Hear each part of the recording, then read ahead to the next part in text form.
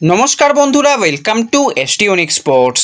বন্ধুরা, এই ভিডিওতে আমরা কথা বলবো বেশ কিছু ফুটবল আপডেট নিয়ে, যেখানে ইস্ট বেঙ্গল দীর্ঘমেয়াদী চুক্তিতে ভারতীয় ডিফেন্ডারের অফিসিয়াল সাইনিং করিয়ে নিল, সেটা তোমাদের জানাবো।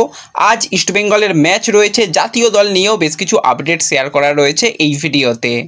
তাই ভিডিও শুরু করার আগে একটাই রিকোয়েস্ট, চ্যানেলে যারা প্রথমবারের জন্য এসেছো মনে করে চ্যানেলটাকে সাবস্ক্রাইব করে নিও, তাহলে প্রিয় দলের খেলার সমস্ত আপডেট তোমরা এখানে পেয়ে যাবে।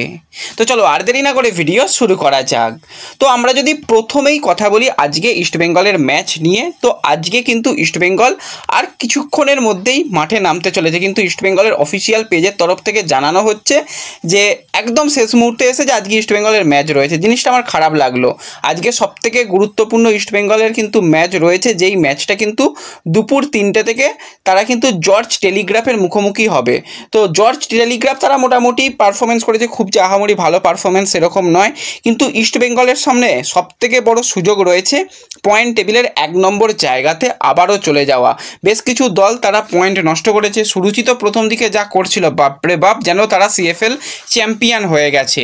তো ইস্টবেঙ্গলের কাছে সবথেকে ভালো সুযোগ, তারা 9টা ম্যাচ খেলেছে, 17 পয়েন্ট নিয়ে 2 নম্বর পজিশনে রয়েছে। আজকের ম্যাচে যদি পুরো 3টে পয়েন্ট ইস্টবেঙ্গল তুলতে পারে, তারা কিন্তু একদম টপ পজিশনে চলে যাবে।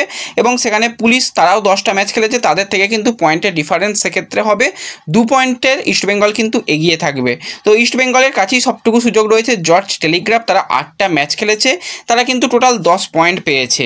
তো আজকে এটা একটা বিরাট বড় সুযোগ। এবার খেলা দেখা যাবে শুধুমাত্র SSEN মোবাইল অ্যাপ্লিকেশনে। যদি কোনো রকমভাবে ব্যবস্থা হয়ে যায় তাহলে কিন্তু তোমাদের সঙ্গে সেটা শেয়ার করে দেবো। তো তার জন্য তোমাদের একটাই কাজ, চ্যানেলটাকে সাবস্ক্রাইব করে ডেসক্রিপশন বক্সের লিঙ্ক থেকে আমাদের হোয়াটসঅ্যাপ চ্যানেল, টেলিগ্রাম চ্যানেল এবং ফেসবুক পেজে জয়েন হয়ে যাও। সেখানে সমস্ত লেটেস্ট আপডেট পেয়ে যাবে। আর ইস্টবেঙ্গল শিবিরে যদি আমরা সুখবর নিয়ে কথা বলি, বেশ কিছু প্লেয়ার তারা চোট আঘাত সমস্যায় জর্জরিত ছিল, তার মধ্যে কিন্তু অনেকটাই সুস্থ হয়ে গেছে এবং আগের দিন কিছুটা হলেও গেম টাইম পেয়েছিল। সেক্ষেত্রে মনতোষ মাঝি সে কিন্তু পুরো দমে প্র্যাকটিস করেছে। তাকে যদি আজকে প্রথম থেকেও ব্যবহার করা হয় কোনো একটা অসুবিধা হওয়ার কারণ নেই। এবং মনতোষ চাকলাদার তাকেও যদি আজকে ব্যবহার করা হয় তাহলেও খুব একটা অসুবিধা নেই, সেও কিন্তু অনেকটাই ফিট হয়ে এসেছে। এবং বেশ কিছু সিনিয়র ফুটবলারকেও কিন্তু সিএফএলে খেলানো হবে। এবং ইস্টবেঙ্গলের আজ এবং আরেকটা ম্যাচ হলেই তাদের গ্রুপ পর্বের ম্যাচ হয়ে যাবে এবং তারপর সুপার 6-এর লড়াই, সেটা পরের কথা। বিনো জর্জ জানিয়েছে আমরা কিন্তু প্রত্যেকটা ম্যাচ যে দুটো রয়েছে জিততে চাই। সুপার 6 নিয়ে এখনই আমাদের মধ্যে কোনো রকম ভাবনা চিন্তা নেই। এবং অবশ্যই প্রথম দিকে যেরকমটা ছিল যে ইস্টবেঙ্গল প্রথম দিকে কিছু ম্যাচ পয়েন্ট নষ্ট করছিল, ভালো খেলতে পারছিল না, কিছু কিছু দল 2-3টে ম্যাচ জিতে প্রচুর লাফালাফি করছিল, তো তাদের অবস্থা কিন্তু বেশ কিছুটা তলানিতে। তো এক্ষেত্রে বলে রাখা ভালো, মোহনবাগান সুপার জায়েন্ট কিন্তু 9 ম্যাচে 14 পয়েন্ট নিয়ে পয়েন্ট টেবিলে কিন্তু বেশ কিছুটা নিচের দিকে রয়েছে।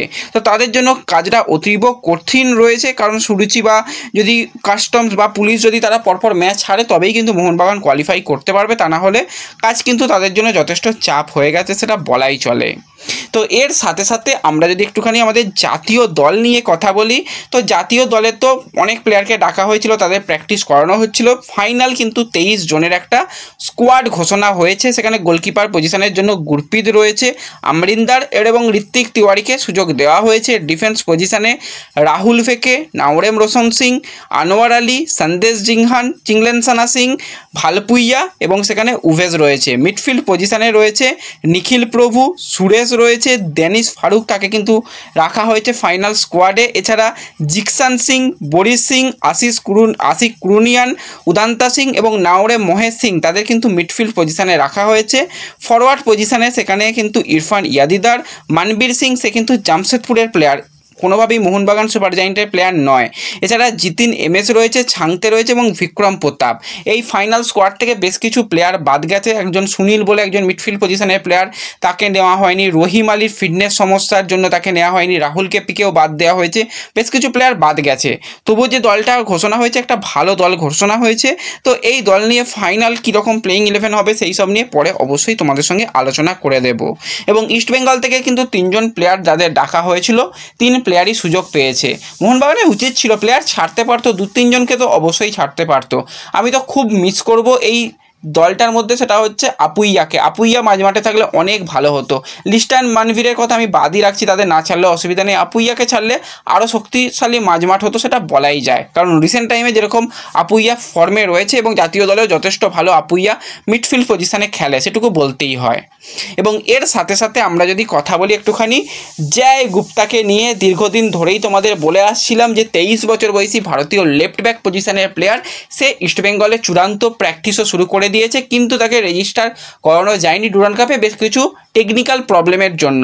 সমস্ত সমস্যার সমাধান হয়ে গেছে, তাকে কিন্তু ইস্টবেঙ্গল অফিসিয়ালি তাদের দলে রেজিস্টার করে নিয়েছে, তার কিন্তু রেজিস্ট্রেশন এসে গেছে, কোনো রকমের চিন্তা নেই। দীর্ঘমেয়াদী চুক্তিতে কিন্তু জয় গুপ্তা সে ইস্টবেঙ্গলে সাইন করেছে, 4 বছরের চুক্তিতে কিন্তু জয় গুপ্তা সে লাল হলুদে এসেছে। তো এই ডিফেন্ডার তো ইস্টবেঙ্গলে চূড়ান্ত হয়ে গেছে, সামনে আর 2-1 দিনের মধ্যেই আরও বেশ কিছু প্লেয়ার চূড়ান্ত হবে, সেই নিয়েও অবশ্যই তোমাদের সঙ্গে আপডেট পরবর্তী সময় শেয়ার করে দেব। তো এই ভিডিওতে এটুকুই আপডেট শেয়ার করার ছিল। ভিডিও ভালো লাগলে লাইক শেয়ার করে দিও, চ্যানেলে প্রথমবারের জন্য যারা আসছো সাবস্ক্রাইব করে নিও। দেখা হবে পরবর্তী ভিডিওতে, ধন্যবাদ।